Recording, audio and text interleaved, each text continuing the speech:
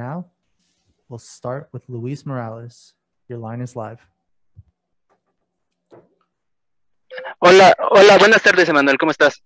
Buenas tardes, hermano, ¿cómo estás? ¿Todo bien? Bien, sí, muchas gracias. Hablamos contigo después de la pelea que tuviste cuando pasaste a esta semifinal de peso pluma. Y ahorita queremos preguntarte, has estado tú peleando por mucho tiempo, ¿no? Ahorita la pelea que tuviste contra Patricio fue la primera vez que pelearon, fue una muy buena pelea, fue una de las mejores peleas históricas que ha tenido Bellator. Ahorita, de cara a este nuevo compromiso, ¿cómo te sientes? ¿Qué tan mejorado te sientes? ¿Y en qué diferente crees que pueda ser esta pelea? Pues como siempre digo, estoy listo, estoy motivado y inspirado para pues lograr mis metas y también cumplir mis sueños de ser campeón del mundo y ganar este Grand Prix. Él me dio una lección buena y me enseñó mucho. Pelear contra alguien que ya tiene más cuántos años, quién sabe, peleando los mejores, siendo el campeón del mundo. Entonces me da mucha pues alegría y inspiración a saber que fui a la distancia con un peleador tan peligroso y pues que tan grande que es el Patricio. Pero yo sé que lo puedo vencer y eso es lo que voy a hacer el abril 2. Do you mind giving that in English as well? Patricio's a great fighter. He has accomplished so much and done so much in Bellator and fought the best of the best throughout this whole run. And he taught me a very valuable lesson the first time. And I'm very excited to show to the world what he taught me in this second run. And I'm excited to go out there and take him out because I know I showed the first time that it is possible. And I know I can go out there and make that happen. All right, we'll go to Kevin Varghese. Hey, Emmanuel. Look, with the whole featherweight Grand Prix going on, it's AJ McKee in the final, and, he's already talking about possibly facing Patricio, as he is one of the greatest underdogs, greatest champions out there. How do you feel going into this fight, trying to play spoiler? Oh, it's going to be great. And he will have that opportunity. Once I defeat Patricio, then I will defeat AJ, and then they can go ahead and battle that out at lightweight like he said he wanted to, and we'll see if me and AJ have a rematch at 55 or a trilogy with Patricio Pitbull. So however way this goes down, either way I come out victorious, but we're going to have some exciting things coming up. So the matchmaker, Rich Chow, and the big boss, Scott Coker, can be busy. We'll throw to Jay Anderson. Hey, Emmanuel, welcome back. To start, Patricio decided to challenge Max Holloway the other day, and that's not the first time he's called for a cross-promotional fight recently. That, let's be honest, is never going to happen. Do you feel that he's overlooking you at all, or do you take any disrespect from that?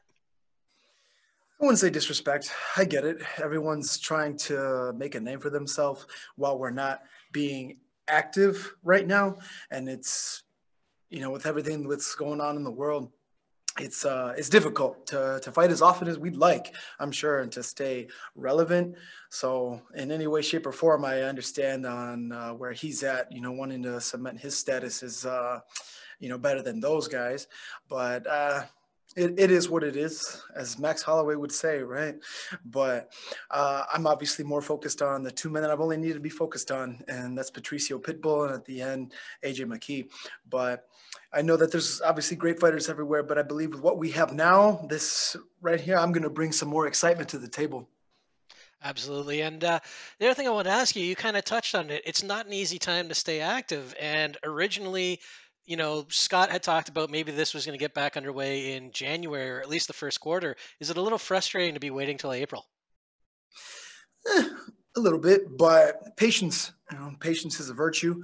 It's been a long time, and given that situation I had, with the COVID pandemic, I've still been very blessed, fortunate, and grateful to have the opportunity to still go out and fight again and be here talking to you right now. I'm happy and enjoying and living in the moment, knowing that Bellator's done great things, big things, and it's only getting bigger and better, and I'm excited to be a part of it, and I can't wait to go out and make history. We'll go to Steve Juen. Emmanuel, as always, thank you for the time. a lot of things have changed in the last 3 years since the last time that you fought Patricio, not the least of which is this pandemic, of course, but he's improved a lot. You've improved a lot. So at the end of the day, if you've both improved a lot, what's going to be the difference that's going to tip the edge your way? You know, with all that power, I would have thought he hit harder. And for being such a, great dominant champion, I thought it'd be a lot harder to hit too. So knowing what obviously I know now of being in the ring with him, and since being around all these great fighters in this Grand Prix, having the opportunity to be cage side, watching him fight, his last 3 fights, actually, I've been in attendance seeing him fight these last 3 fights.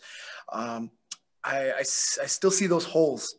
As a martial artist and as a fighter, I wouldn't necessarily say they're secrets on giveaway or game plans, but I see those holes where I know I can still capitalize on, which I, razorly thin close the first time, not only just to win, but to stop him.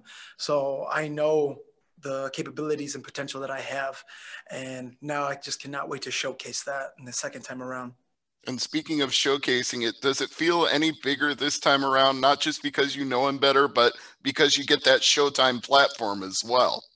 Oh, absolutely. Now there's much more on the line being on in this whole featherweight Grand Prix, and we're on a much bigger platform now and Showtime, and we're stateside. I don't need to fly across the world and need to worry about my weight and all these other things and scheduling and time.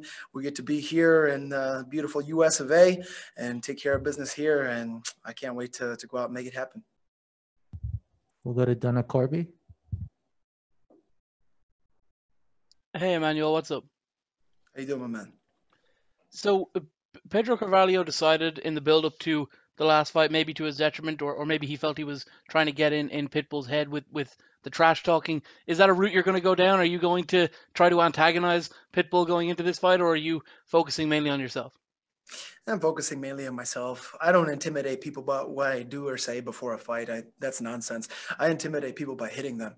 So, which I've already done before, and it's something completely different that, with all that trash talk, you got to be ready to back that up once the cage door closes. So we're gentlemen, and he's a great champion, and he knows he has a hungry, merciless contender in front of him, relentless, coming for him.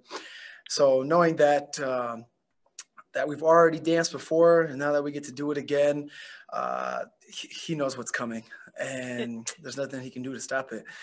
And I'm excited, man. This is going to be an exciting fight because he taught me so much, and I know from what he's done since we fought too, that only motivated me even more to grow, evolve, and develop into the fighter and the mind state in which I'm at now. And it's a much bigger and better platform now. I kind of touched on this earlier, but I wanted to ask, is the winner of this fight, in your opinion, the best featherweight in the entire world? Yes. After I go out and defeat Patricio Pitbull and then go on to defeat AJ McKee, yes. And there won't be any need for me to go out and talk about other big names, obviously, across the pond or across the world. There's obviously, everyone knows there's great fighters all over the world. But being a homegrown, developed Bellator featherweight world Grand Prix champion, knowing that I defeated those and I won this Grand Prix in getting revenge on those who have beaten me before and those who have never tasted defeat before, you can't write a better story. So I believe this would cement my status as the best featherweight in the world. We'll take our last question from Santiago. Hi, Emmanuel. Greetings from Amsterdam. Big couple of weeks for Rufus Sport with first you in a featherweight title fight, and in May Sergio Perez is going to fight for the bantamweight title. Can you feel that in the gym as well, that there's a big month coming up? Oh, absolutely.